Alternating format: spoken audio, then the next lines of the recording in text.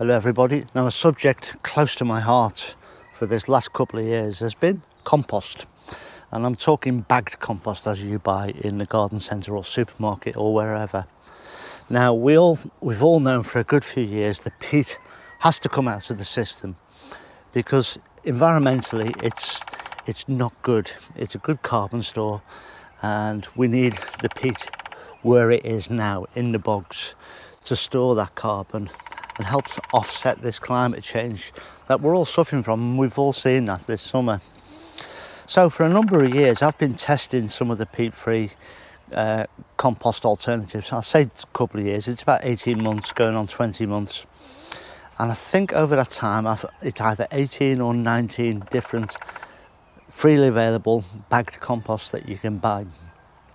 I haven't tested all of them, and there's some very popular ones that are purported to be very good. I think the Silver Grow might be one, or the Melcourt. I don't think I've tried either of those, but they tend to only be available in the areas that are the large population centres, shall we say, so the big major cities. So for me, out here in the sticks, it's next to impossible to get hold of unless I buy it mail order and pay through the nose for it, which I'm not prepared to do. As an aside, actually, if you notice, if you go to the garden centres at the minute, you'll see peat compost for about £5 or £6 a bag, somewhere around there. When I say a bag, 50 litres. And if you look at the peat-free composts, they're anywhere around sort of £10, £12 a bag. So to go peat-free is actually costing you money to be that environmentally sound. I think they've gone the wrong way with that, and I said this a couple of years ago. I think they should have gradually made the peat-based composts more expensive and made the peat-free composts more readily accessible by making the price cheaper.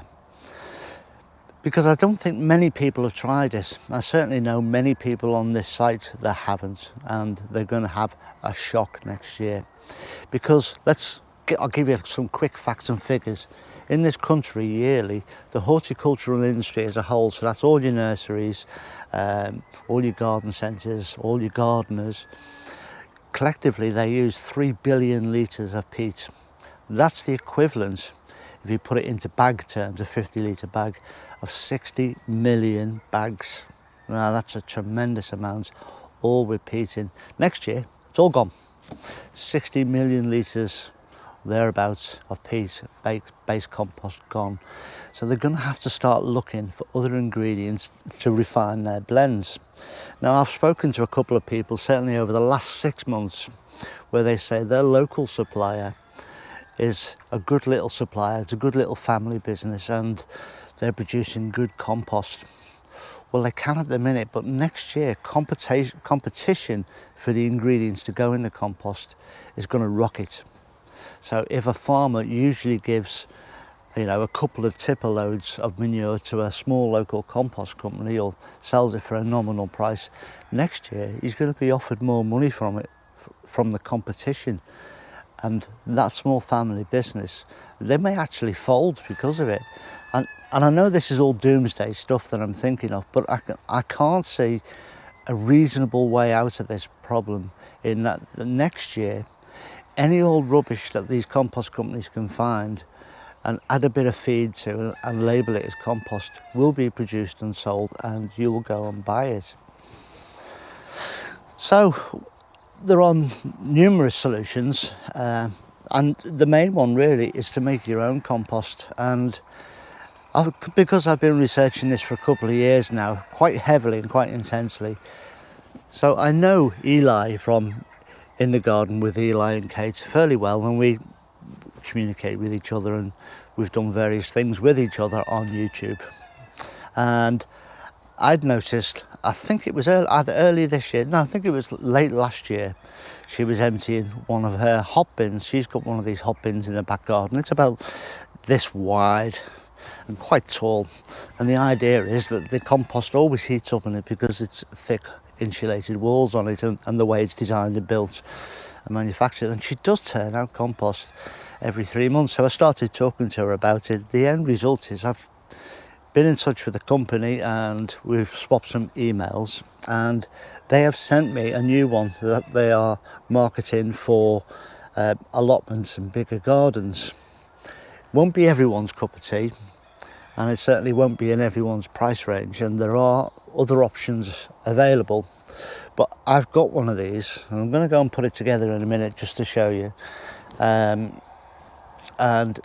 I don't actually think you can buy them in a minute. I'm not even sure that they're up for sale, or they're out of stock or something, but I'm going to use this and feed back some information to this company to help, hopefully, to improve it or to clarify that their criteria is correct.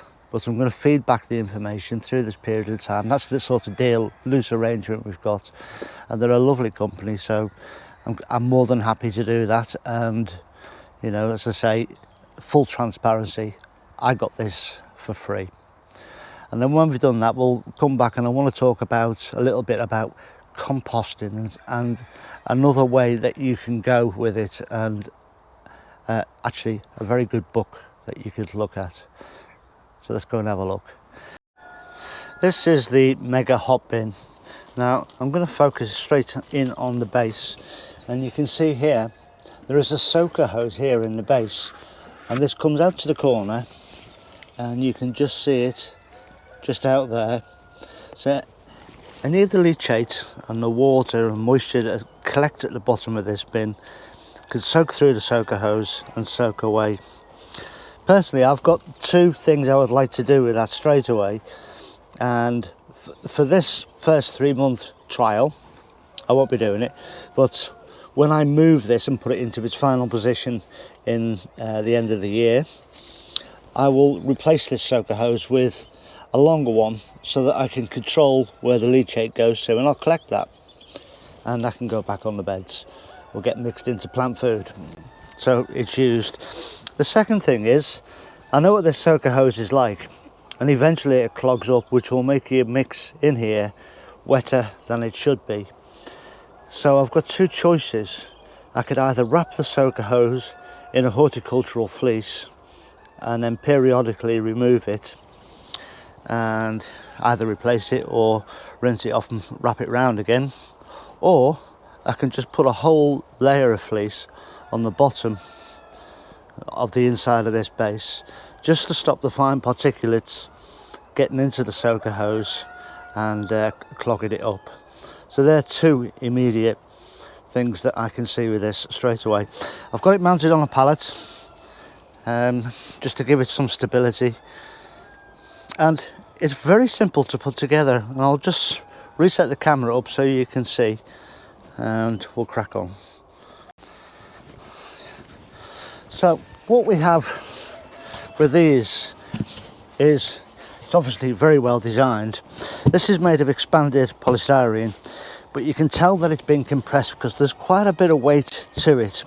I must find out before I do another video about this exactly how they're made, and that'll be no problem. So they're designed to push fit together. So if I pull in this long side here, you can see that this just slots in there. Now it's just a case of lining up the other corners.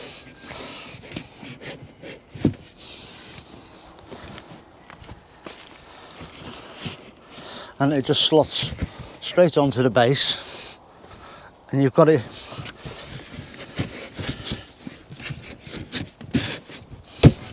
there we go, with a bit of fiddling, not too much thankfully.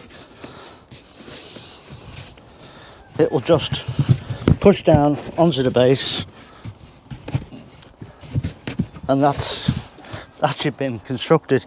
Now it has a strap which goes around this central portion here, like so, to hold it together, and a bit of a turnbuckle arrangement like you see on lorries, just so that when this is starting to get almost full, it's not pushing it apart. So it's a nice, simple, easy way to make a compost bin.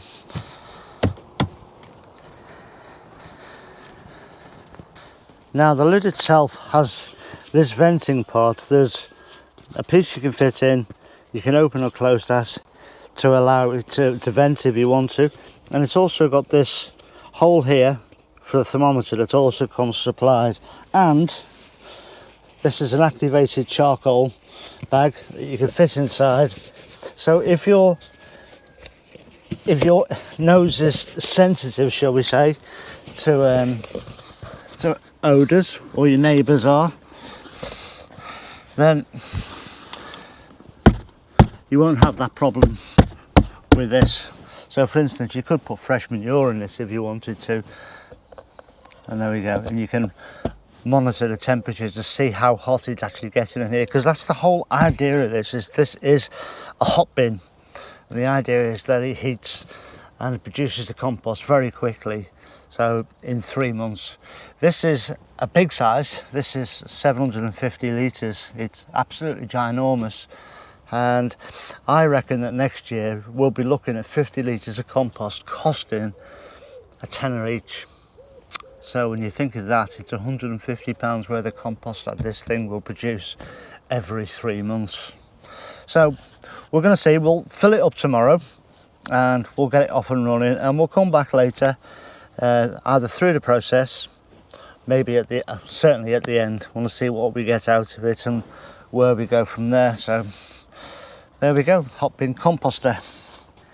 Now, over your years as gardening, you build up your methods, your experience for composting. I've got several methods myself that I use for different things at different times of the year. I mean, for instance, you'll have heard me speak recently about my good compost bin and my bad compost bin. One has all the nasty weeds on, one doesn't. And that's purely just to keep the chance of any nasty weed infecting the areas that I don't really want infected. I'll use the bad compost on an area that I'm not overly concerned about. But that's just one of my little things that I do. So if you were to look on YouTube at a gardening channel called Simplified Gardening, Tony O'Neill, he's a lovely chap over there. He's written a book called Composting Masterclass. I've got a copy of this book, and I'll be honest, I've been composting for 50 years, and I think I'd only read 3 pages in and I was learning stuff already. That says a lot for the actual book itself and for the content that's in there, and I still haven't read it all. It's actually sat up on my table in the living room, waiting for those long winter nights where it's dark and I'm just sat in. I'll read that cover to cover several times, because that's what I do in the winter. I read seed catalogues because I'm a muppet, and I read books, you know, on those nights that I can't get out in the garden or do anything else. So, but I will put a link underneath to Tony's sort of promotional video where he's talking about his book, and I'll also put a link to one of his ones where he's showing his compost heap, and to his channel, of course, and also to Eli for in the garden with Eli and Kate. Just I'll put them in the video description underneath, just so you can get that diversification of it. That I say, there are many ways that you can compost. Some are easier than others, some require more work than others. There's one out there that's suitable for you, but at the end of the day, as long as you're storing your waste materials and allowing them to rot down and looking after them, making sure there's enough water, making sure there's enough air, make sure you're turning it, all those sorts of things, you'll get compost at the end of it. And if you're getting compost, then you'll be saving money, and you'll be saving the environment as well, and helping the industry as a whole. And I think the more people that get into composting and start to look that way, the better we'll all be. So there you go, I've had my little rant. I've given you my doomsday prediction. Next year, compost, easily £10 a bag. That's what I think next year. And I sincerely hope that I'm wrong. I hope the compost that's supplied next year in bags is really good, sustainable, and at a really good, reasonable price. Anyway, that's it for today. Look after yourselves, everyone. Take care, and I'll see you all very soon. Ta-ra now.